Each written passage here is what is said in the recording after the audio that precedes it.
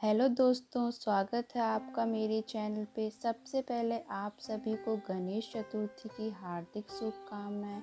और मेरे चैनल पे नए हैं तो मेरे चैनल को सब्सक्राइब कर लें। आप सभी को बता दें कि गणेश चतुर्थी क्यों मनाते हैं। हिंदू धर्म में बहुत सारे त्यौहार हैं, उनमें से एक है गणेश चतुर्थी, हिंदुओं का एक प्रमुख त्यौहार। यह त्यौहार भारत के विभिन्न भागों में मनाया जाता है, किंतु महाराष्ट्र में बड़ी धूमधाम से मनाया जाता है। पुराणों के अनुसार इसी दिन गणेश जी का जन्म हुआ था। गणेश चतुर्थी पर हिंदू भगवान गणेश की पूजा की जाती है। गणेश चतुर्थी की शुरुआत वैदिक भजनों, प्रार्थनाओं और हिंदू ग्रंथों जैसे गणेश उपनिषद से होती है। प्रार्थना के बाद गणेश जी को मोदक का भोग लगाया जाता है। मोदक को लोगों को प्रसाद के रूप में बांटा जाता है।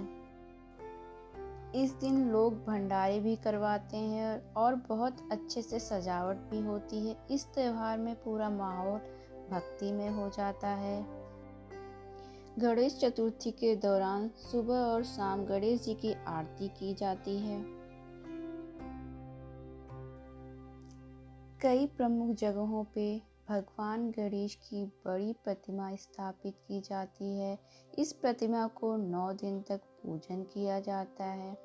बड़ी संख्या में आसपास के लोग दर्शन करने पहुंचते हैं। 9 दिन बाद गाने बजाने के साथ गणेश प्रतिमा को किसी तालाब इत्यादि जल में विसर्जित कर दिया जाता है। गणेश जी भगवान शंकर और माता पार्वती के पुत्र हैं। ये देवताओं में सबसे पहले पूजे जाते हैं। इन्हें रिद्धि, सिद्धि और बुद्धि का दाता कहा जाता है। यह ज्ञान, समृद्धि और सौभाग्य के प्रतीक हैं। इन्हें विनायक और विघ्नहर्ता के नाम से भी बुलाते हैं। गणेश चतुर्थी के दिन इस मंत्र का उच्चारण करने से बहुत ही लाभ मिलता है। वक्रतुंड महाकाय सूर्यकोटि समप्रभ निर्विघ्नं कुरु मे देव सर्वकार्येषु सर्वदा। गणेश चतुर्थी का महत्व। अन्य देवी देवताओं की कहानी या कथा की तरह गणेश जी की भी बहुत सारी कहानी और कथाएं हैं। चलिए उसमें से एक कथा मैं आपको सुनाती हूँ। एक बार माता पार्वती स्नान करने जा रही थी। तब उन्हें द्वार पर पहरेदारी करने के लिए अपने शरीर से मैल का एक पुतला बनाया और उसमें प्राण डालकर एक सुंदर बालक का रूप दे दिया। माता पार्वती बालक को कहती हैं कि मैं स्नान करने जा रही हूँ, तुम द्वार पर खड़े रहना और किसी को मेरी आज्ञा के बिना अंदर मत आने देना। यह कहकर माता पार्वती उस बालक को द्वार पर खड़ा करके स्नान करने चली गई। वह बालक द्वार पर पहरेदारी कर रहा होता है कि तभी भगवान शंकर जी आ जाते हैं और अंदर जैसे ही जाने लगते हैं तो बालक उन्हें रोक देता है। भगवान शंकर जी उस बालक को उनके रास्ते से हटने के लिए कहते हैं, लेकिन वह बालक माता पार्वती की आज्ञा का पालन करते हुए भगवान शंकर को अंदर प्रवेश करने से रोकते हैं, जिसके कारण भगवान शंकर क्रोधित हो जाते हैं और क्रोध में अपनी त्रिशूल निकालकर उस बालक की गर्दन को धड़ से अलग कर देते हैं। बालक की दर्द भरी आवाज़ सुनकर जब माता पार्वती बाहर आती हैं तो उस बालक के कटे सिर को देखकर बहुत दुखी होती हैं।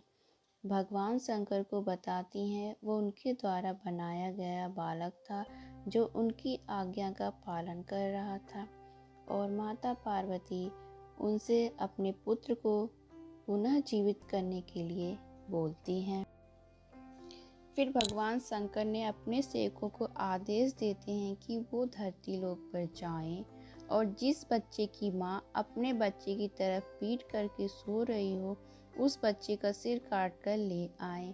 सेवक जाते हैं तो उनको एक हाथी का बच्चा दिखाई देता है जिसकी माँ उसकी तरफ पीठ करके सो रही होती है। सेवक उस हाथी के बच्चे का सिर काट के लाते हैं।